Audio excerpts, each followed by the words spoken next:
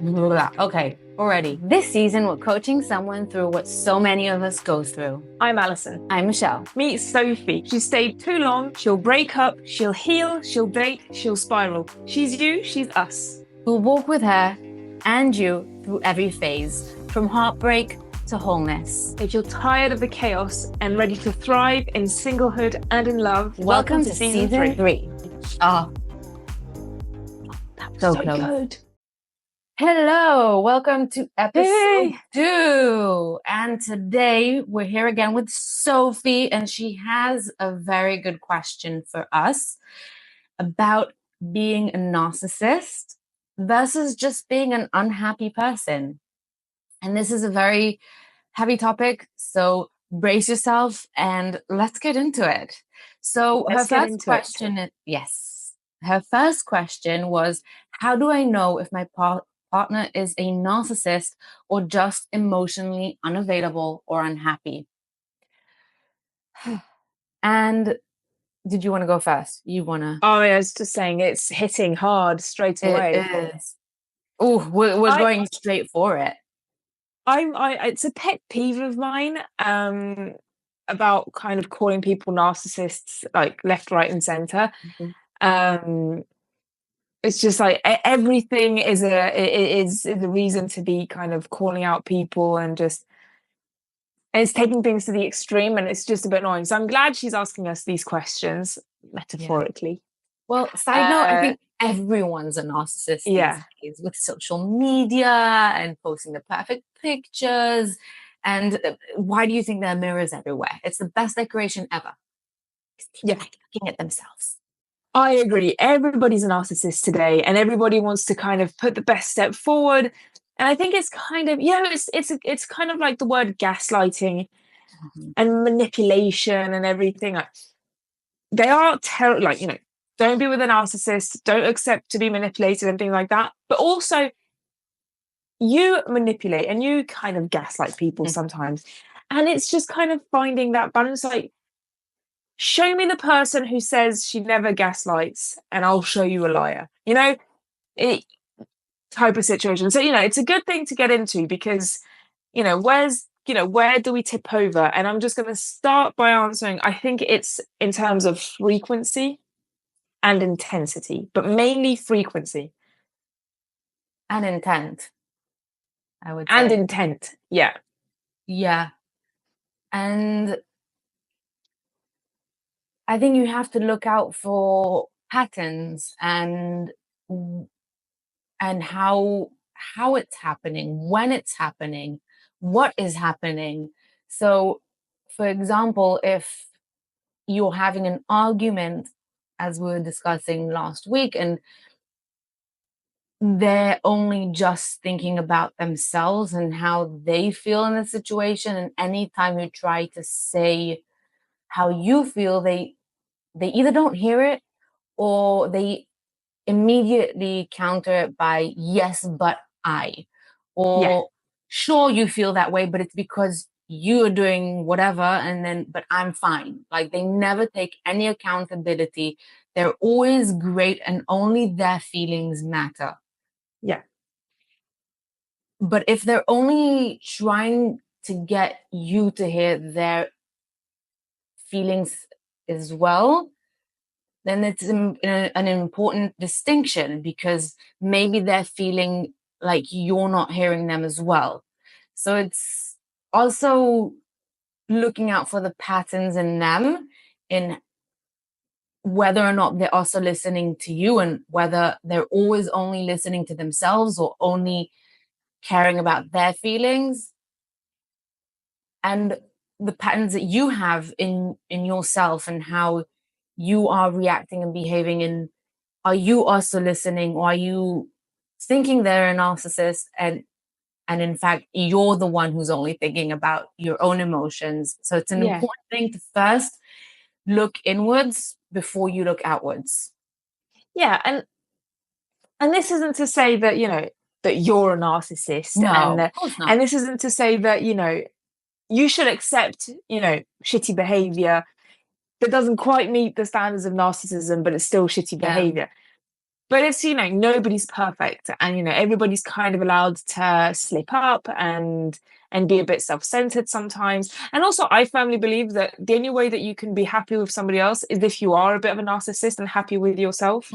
Exactly, yeah. You need to, and this is actually how I think now that I'm a mum and everything. I would say, put your needs first, and Yeah. then, so, it's the cliche of when your cup is full, then you can fill other people's cups. Put the mask on first, whatever. So, it's a bit of that. So, what you said about intent, and, listen to what they're saying. And are they saying, you know, I'm right and you're wrong and blah, blah, blah? Or are they saying, okay, I behaved badly, but this is how I'm feeling? And obviously, it's a bit of a, then you can hear narcissists hearing what we say and then adapting their techniques and things. And it's all, but it's just you want to mind the frequency and mind, how you feel it's intended. Yeah. And I think also in relation to the patterns, you also want to look, is it a pattern that happens only when we're arguing? Because then it may come from frustration that when you're arguing, they feel like they don't get the attention they want or Yeah. deserve. And is it in everyday life as well? Is it in, when you're at home and they want you to do everything and they just want to, relax and whatever, and just thinking about themselves? And I had a long, hard day, so you can do it. Are they only wanting to go out to the places that they want to go to, only thinking about their feelings and Yeah. their wants and needs and desires and whatever it is? So you have to look at like the different aspects of your life together, and whether it's across the board or just a specific type of situation. And if it's just a specific type of situation, I would look deeper into that type of moment of what's different in that moment that brings this side out of them. And again, I hate also the word narcissist, and I think it's people like to use it very frequently. Like they like to use buzzwords all the time. Like, this he's such a narcissist. And it's just like it loses from its impact, because Yeah. when you're using it all the time, then it's just meaningless, because everyone's a narcissist and everyone is a narcissist in one way or another. And as you said, we should be. It's funny because I was thinking about it this the other day. There was a trend going around, which was a terrible trend in my opinion, because it's ridiculous, but it was very accurate of how people were, I don't know if you've seen it, but they had like these cups with tea or dirty water, whatever it was, and they were showing how their grandmother passed on her own baggage to her daughter, and how Oh, her mother passed on her baggage back to herself, and how she's finally doing the work. So she's pouring a lot of clear water and a lot of doing the work until the water's clear, and then she has a better baggage and a better self to give on to her own children. And I think that's very accurate in the sense of when you have a lot of baggage and a lot of pent up emotions and scars and things that you're holding on to, then that's what you're going to get from your sorry, that's what you're gonna give on to your children, to your partners. There was a study that was done, and a lot of people, like, let's say, sorry for the grim comparison, but after World War II, they did I think it was a study about like how Holocaust survivors' children had secondhand trauma because of the parents passing on the trauma to their kids. And and so I think, yes, you need to be a narcissist and take the time, narcissist with quotation marks, and take the time to clear yourself up. Obviously, we're always going to have something and it's not 100%, and that's fine, but you need to take the time to like look inwards, see why you're reacting in certain ways and how you can improve. So that way you can react better to everyone around you. to kind of like go on to what you were, one of the things you were saying and answering Sophie, like how to tell what a narcissist is, and just kind of thinking about people in my life and things like that. Because when you said like depends on why they do something and if they do something for you and things like that, it kind of got me thinking, and I thought if they do something in reaction to an argument you just had, then that does not count. Like that's not a positive thing that you hold on to. Yeah. Kind of, if they cheat or are violent or something like that, and then they buy you flowers or jewelry or whatever, that doesn't count. Like, do they do positive things just completely independently from an argument you've just had? And that can kind of tell the person that they are. And so, from this, I mean, if you've had an argument and then a couple of days later something amazing happens, for me, that doesn't count. It has to be just kind of out the blue. So, for example, JT, anytime he goes food shopping, he's going to bring me back like Reese's or, just like last time we recorded. Do you remember? I was Yeah. feeling really down and he just went food shopping and brought back all the necessities and then Reese's and orange juice, which he I knows are my remember. guilty pleasures. It's like really sweet and he's just out of the blue for no reason. Yeah. Or or I know this other couple where he knows that she had a rough day at work. He'll draw her a bath and put candles, to small things like that. Drawing a bath and buying Reese's is nothing when it comes to money and spending, but it's like it does a world of good. So when you're thinking about is my boyfriend a narcissist, that's a good indicator. Like, does he do things just out of the blue, nowhere near an argument? Because last time we were also talking about arguments and how often are they, and that kind of all ties into it. And just what does is there any effort into making life positive type of thing? So if he is doing all of these things about being a really good supportive person, not trying to make himself be forgiven for anything or whatever, then yeah, I would say it's unfair. If sometimes he's thinking about himself and not putting your needs first 100% of the time, then yes, I would say that's a bit, it's a bit unfair. In a relationship, I feel, you tell me what you think, but it should be 50-50.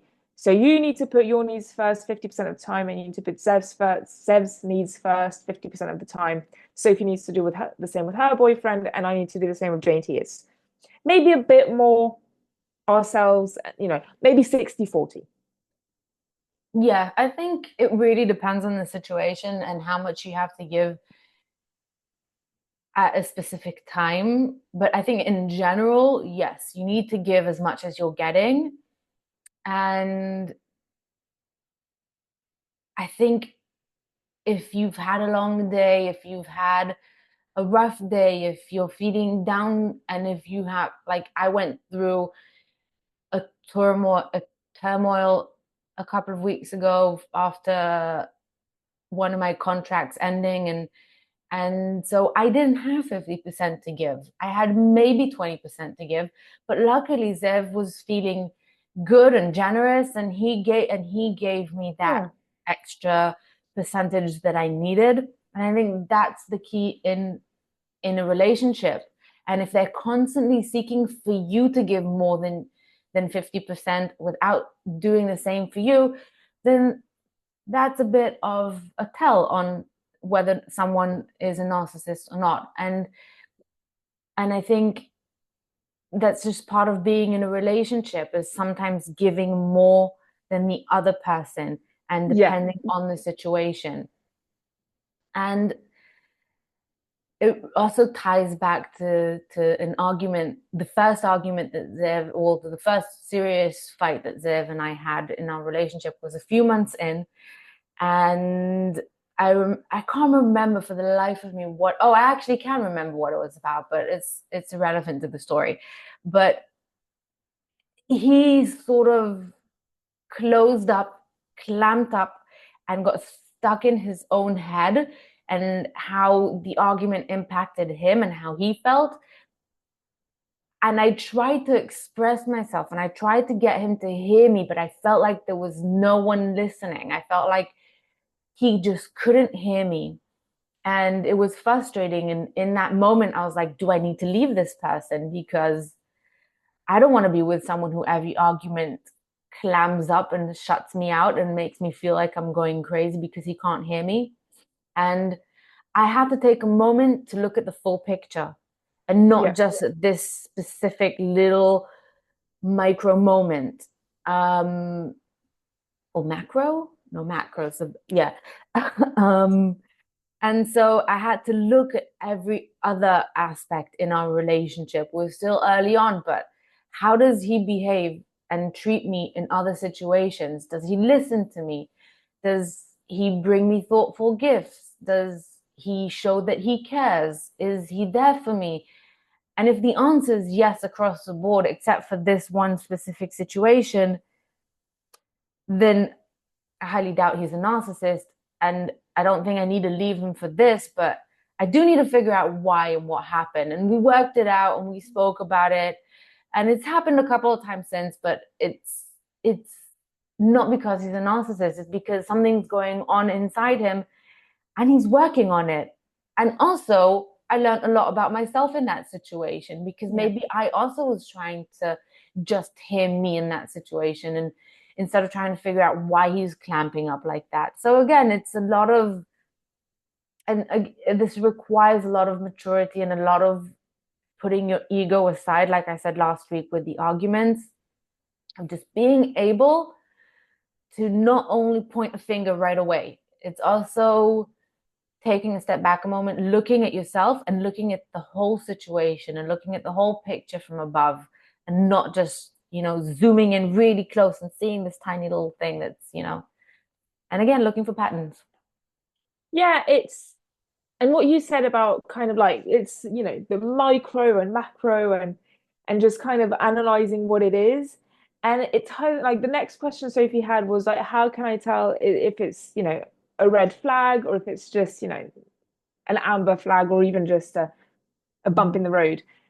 And I think, okay, in that argument that you had, did he try to make you feel bad about yourself? No. And I think that's where it all kind of makes a difference Mm-hmm. because I'm kind of, I've never met Zev, but from what, I've briefly seen of him and what you say of him, I knew the answer before you gave it. And also Yeah. thinking about, times where I wasn't my best self and times where my partners, weren't their best selves. And at no point did they ever try to, well, one did, but I'm not with him anymore. But like, I'm expressing my feelings. I'm expressing, you're expressing your feelings, and it's just in reaction to something you said or did. But I'm just saying it to make you understand the reaction, not to make you feel bad about yourself. And just, this is what it meant for me, and just, this is what it's meaning for you, and all of this. And I think there's the difference. And I think if you're somebody who says, yeah, he was making me feel bad, then I would go from that gut instinct of saying, yeah, he was trying to make me feel bad. And I think, go from there because it's the most important. But once you've had that feeling, then also reassess of just once you're there, you're there. Like there's no turning back. It's like kind of getting the ick. Once you're there, you're there. And don't force it. But also take a moment of just, was it really them or was it a bit of you? Yeah.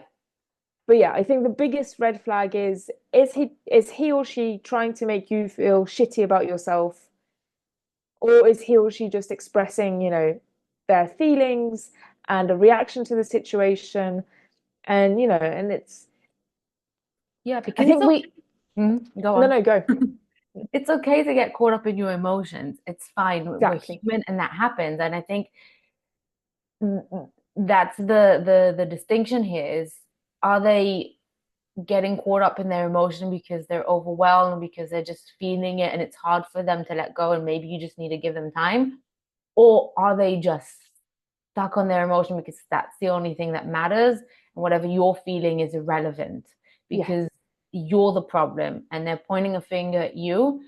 And also, again, are they not willing to let go of their ego? I think that's one big red flag in general, when someone's not willing to, not the point of like, they let you step all over them, but in the point of that you can say when you are wrong, you can say that the other person is right, you can say you're sorry, you can say that you have things to learn and you have places in yourself and your life that you can do better in and improve.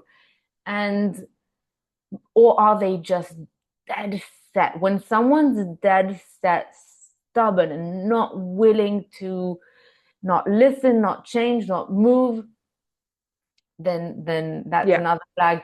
And one more thing I will say is that also if they're not, if they keep promising, or if they keep over promising and under delivering, they Yeah. keep saying they'll do it, but then time passes and they just don't do anything, and so their word means nothing. And what you said about changing, I think is a very good point of, are they willing to change, yes or no? Yeah. If the answer is yes, then probably not a narcissist. If the answer is no, then check yourself. Are you willing to change? Mm-hmm. If your answer is no, then you're probably just not meant for each other, which is fine. Yeah. We're not saying if he's not a narcissist, you need to stay with him. We're just saying stop calling people narcissists when they're just being people.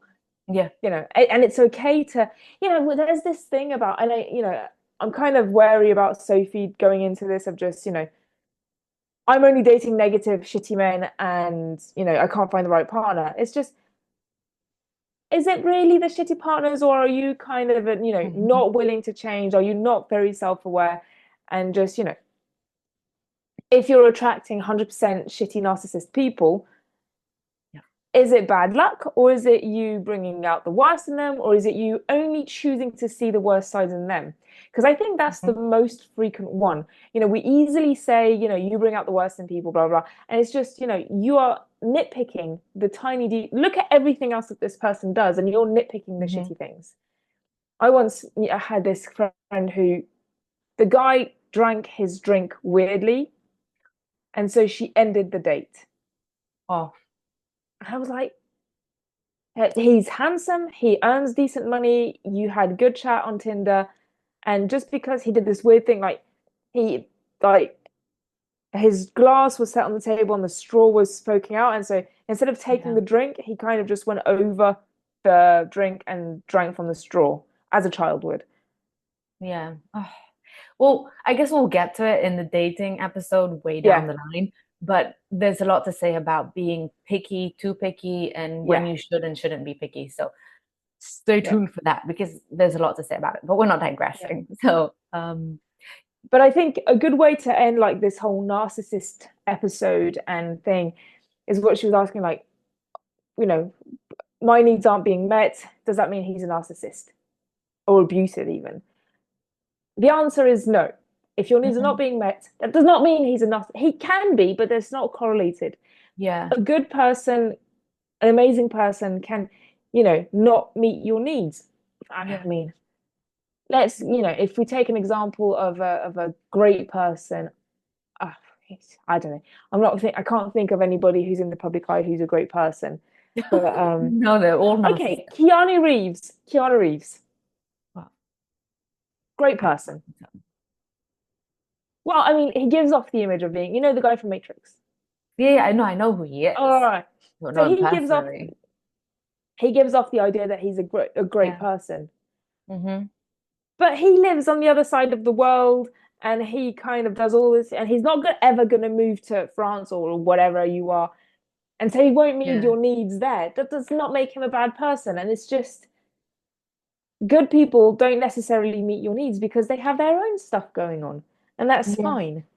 Yeah.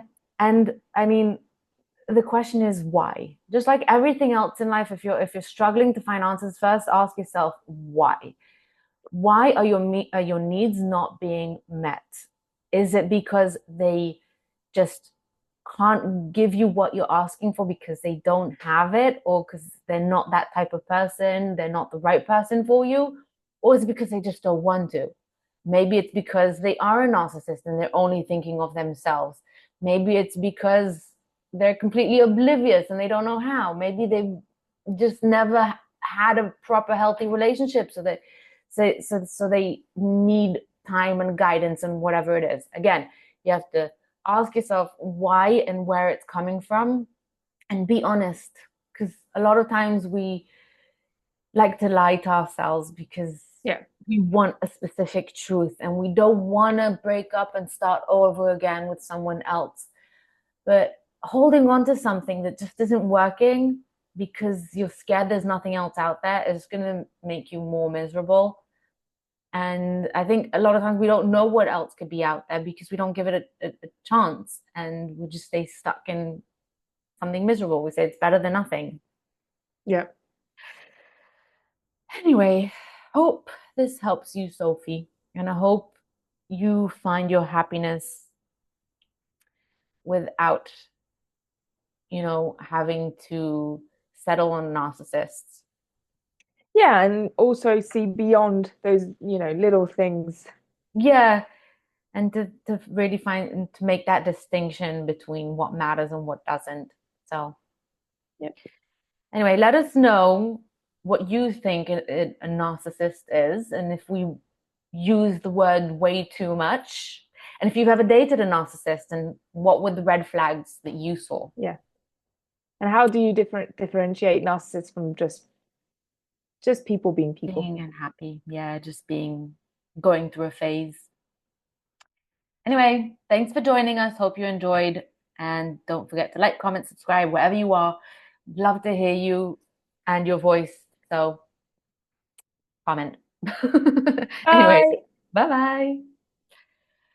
That's it for this episode of Pop Culture Cupid. Thanks for hanging out with us. We're glad you're here. Make sure to subscribe on Spotify, Apple Podcasts, or wherever you're listening. You can find us on Instagram, Facebook, YouTube, Reddit for more behind-the-scenes real talk. And if you want to support the show, check us out on Patreon. Until next time, be kind, be happy, be healthy, and remember, heartbreak isn't the end. It's the plot twist.